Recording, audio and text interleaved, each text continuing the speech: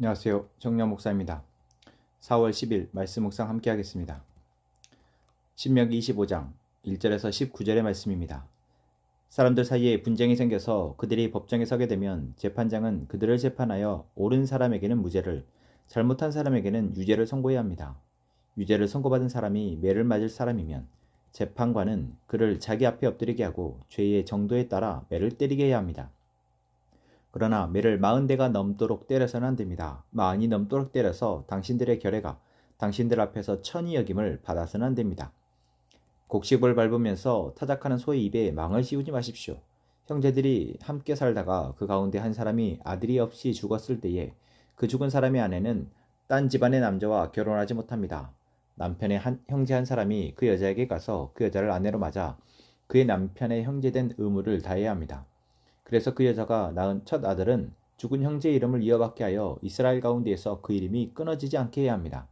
그 남자가 자기 형제의 아내와 결혼하는 것을 기뻐하지 않을 경우에 홀로 남은 그 형제의 아내는 성문 위의 회관에 있는 장로들에게 가서 남편의 형제가 자기 형제의 이름을 이스라엘 가운데서 있기를 바라지 않으며 남편의 형제의 의무도 나에게 하지 않고 있습니다 하고 호소해야 합니다. 그러면 그 성읍의 장로들이 그를 불러다가 권면하십시오. 그래도 듣지 않고 그 여자와 결혼할 마음이 없다고 하면 홀로 남은 그 형제의 아내가 장로들이 보는 앞에서 그에게 나아가서 그의 발에서 신을 벗기고 그의 얼굴에 침을 뱉으면서 말하기를 제 형제의 가문 세우기를 원하지 않는 사람은 이렇게 된다 하십시오. 그 다음부터는 이스라엘 가운데서 그의 이름이 신 벗긴 자의 집안이라고 불릴 것입니다. 두 남자가 싸울 때 한쪽 남자의 아내가 얻어맞는 남편을 도울 생각으로 가까이 가서 손을 내밀어 상대방의 음낭을 잡거든 당신들은 그 여인의 손을 자르십시오. 조금도 동정심을 가지지 마십시오. 당신들은 주머니에 크고 작은 다른 저울추를 2개 가지고 있어서는 안 됩니다. 당신들의 집에 크고 작은 다른 되가 2개 있어서도 안 됩니다. 당신들은 바르고 확실한 저울추와 바르고 확실한 되를 사용하십시오. 그러면 주 당신들의 하나님이 주시는 땅에서 당신들이 오래 살 것입니다. 틀리는 추와 되를 가지고 속임수를 쓰는 사람은 누구든지 주 당신들의 하나님이 싫어하십니다. 당신들이 이집트에서 나오던 길에 아말렉 사람이 당신들에게 한 일을 기억하십시오. 그들은 당신들이 피곤하고 지쳤을 때에 길에서 당신들을 만나 당신들 뒤에 처진 사람들을 모조리 쳐 죽였습니다. 그들은 하나님을 두려워할 줄 모르는 자들입니다. 주 당신들의 하나님이 유산으로 주셔서 당신들로 차지하게 하시는 땅에서 주 당신들의 하나님이 당신들 사방의 적들을 물리치셔서 당신들로 안식을 누리게 하실 때에 당신들은 하늘 아래에서 아말렉 사람을 흔적도 없이 없애버려야 합니다. 이것을 잊지 말아야 합니다. 아멘. 신명기 25장의 말씀에서 하나님은 하나님의 나라의 핵심 가치인 공정과 정의에 대한 이야기를 하고 있습니다. 사람들 사이에 분쟁이 생겼을 때 그것을 이제 재판장에게 가지고 나아갑니다. 그러면 재판장은 공정한 재판을 해야 합니다. 옳은 사람에게 무죄를, 잘못한 사람에게는 유죄를 선고하는 것입니다. 이것이 마땅한 일이지만 사람들 사이에서 이러한 공정한 재판은 참 보기 어렵습니다. 사회가 발전할수록 사회 제도, 법과 제도 아래에서 계속해서 이러한 재판을 바라지만 그것이 또한 안 되어지는 재판도 많습니다. 그 이유는 돈이나 권력 때문입니다. 하나님 나라에서 이것을 하나님은 경계하십니다. 왜 그렇습니까? 하나님이 거룩하시기에 우리에게 거룩하라 명하셨기 때문입니다. 거룩의 핵심은 죄와 구별되는 것입니다. 욕심이 있더라도 권력이 때문이더라도 반드시 죄에 대해서 그 합당한 벌을 내리는 것, 죄가 없는 사람에 대해서는 그 책임을 묻지 않는 것, 이것이 하나님의 백성에게 바라시는 가치입니다. 그리고 또한 죄를 지었을 때도 과도하게 벌을 하지 않는 것에 대해서도 말씀하고 있습니다. 이건 역시 사람이 감정적으로나 어떤 상황에 따라서 이득에 따라서 과도한 벌을 내리지 않도록 경고하고 있습니다. 왜 그렇습니까? 생명의 문제이기 때문에 그럽니다. 이 생명의 문제에 대해서도 하나님께서는 생명은 하나님께 달려 있음을 말씀하시고 있습니다. 하나님의 것이기에 하나님의 기준에 따라서 합당하게 벌하고 그 책임에 따라서 그 책임을 지고 다시 삶을 살아갈 수 있도록 기회를 주시는 것이죠. 오늘 우리가 벌하고 있는 것들은 이러한 사법 체계나 이것들은 다 갱생을 위해서 그들이 그 벌의 무거움을 알고 다시는 벌을 짓지 않도록 하기 위한 제도입니다. 그 제도의 취지대로 되면 참 좋겠지만 사람들은 자신 안에 있는 이 죄의 문제를 쉽게 해결하지 못하는 것 또한 사실입니다. 오늘 우리가 우리의 삶 속에서 하나님의 백성으로서의 정체성을 가지고 하나님 우리에게 주시는 것을 기억함으로 우리 안에 있는 욕심을 이제 하나님이 주시는 것으로 바꿔내는, 그래서 하나님의 공의와 정의 가운데에서 거룩한 삶을 살아가는 저희가 되도록 기도해야 할 이유가 바로 여기에 있습니다. 또한 4절의 말씀을 바로 하나님의 백성에게 말씀하시는 노동에 대한 이야기입니다. 하나님은 하나님이 일하시기에 우리에게 노동하라 하십니다. 일하라 하십니다. 그리고 그 일한 사람은 일한 만큼의 대가를 받아야 합니다. 그것이 바로 하나님 나라의 중요한 노동의 가치입니다.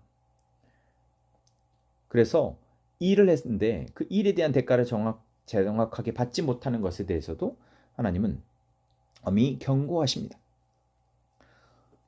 오늘 우리의 사회 가운데에서 우리가 일하지 않고 소득을 얻는 또는 일한 것보다 더 많은 소득을 얻는 것에 대해서 우리는 당연하게 여기고 그래서 남들보다 더 많은 것들을 얻고자 하는 그러한 욕심이 대부분 다 있는 것 같습니다. 하지만 내가 수고하고 일한 만큼의 대가를 얻고 그것에 만족할 줄 아는 사람, 그러한 사람이 더 귀하고 하나님이 기뻐하시는 사람입니다. 우리가 오늘 우리가 일한 만큼 하나님이 우리에게 복 주시고 살아가게 하실 것을 믿고 더 욕심내지 않는 삶을 살아가게 되었으면 좋겠습니다. 또한 혹시 우리가 누군가에게 일을 시키고 그 사람에게 대가를 지불해야 한다면 아까워하지 않고 마땅히 일한 만큼의 대가를 지불할 수 있는 또한 그런 공정한 고용주가 되는 저희가 되었으면 좋겠습니다. 또한 오늘 하나님의 본문 말씀 속에서 이야기하고 있는 부분들은 바로 공정에 대한 가치 그리고 정의에 대한 가치 가운데 남편을 먼저 잃게 된 아내에 대해서 그것을 보호하기 위한 법을 길게 지면을 활용하여서 말씀하고 있습니다. 이것은 무엇을 위한 법일까요? 바로 과부가 된 이 여인이 자신의 남편에게 이제 할당되어진 땅을 잃게 되어지면 그 삶을 영위할 수 없게 되어집니다. 그래서 남편의 형제를 통해서라도 자녀를 얻고 그 자녀를 통해서 그 가정이 계속해서 대가 이어지도록 하나님이 하시는 법인 것이죠. 그래서 이 법은 각자 자신들에게 살아갈 수 있는 삶의 터전을 마련해 주시는 하나님의 그 법을 우리는 계속 이렇게 하나님이 지켜가시는구나 라고 알 수 있습니다. 그래서 오늘 우리에게 주시는 모든 것들은 하나님이 공급하시는 것이며 그 공급하시는 것을 누구라도 쉽게 어떤 상황에 따라서 빼앗아가지 않도록 하나님이 제도를 만들고 계시다라는 것이죠. 그리고 어떤 상황이 어려움에 처했을 때 상대방의 그 어려운 상황을 이용해서 자신의 이득을 취하려 하는 자들에 대해서 하나님이 엄히 경고하시고 남의 어려움에 대해서 외면하고 자신의 책임을 다하지 않으려는 사람에게 그 책임을 물으시는 하나님에 대해서도 보게 됩니다. 그래서 형제의 책임을 다하지 않는 그 형제에게 신벗긴 자의 집안이라는 낙인을 찍어서 부끄럽게 하신다라는 거죠. 오늘 본문 속에서 하나님은 하나님의 나라가 하나님의 가치 아래, 하나님의 제도 아래에서 계속해서 유지되기를 바라시는 것들을 보게 됩니다. 오늘 우리는 이스라엘과 다른 민족으로서 다른 시대를 살아가고 있지만 이 혼탁한 세상 속에서 하나님 나라의 가치를 가지고 그것을 지켜내며 살아가는 하나님의 백성임을 잊어서는 안 될 것입니다. 하나님은 하나님 나라의 백성에게 공정과 정의의 가치로 살아가라 말씀하십니다. 그런데 우리는 이러한 사회 속에서 그렇게 살아갈 수 있습니까? 대부분이 다 공정과 정의의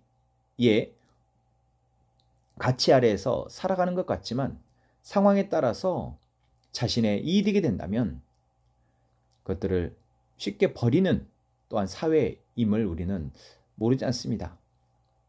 그래서 우리가 이러한 사회 속에서 하나님의 백성의 가치를 지니고 살아가는 것 쉽지 않은 일입니다. 그럼 어떻게 우리는 기도해야 할까요?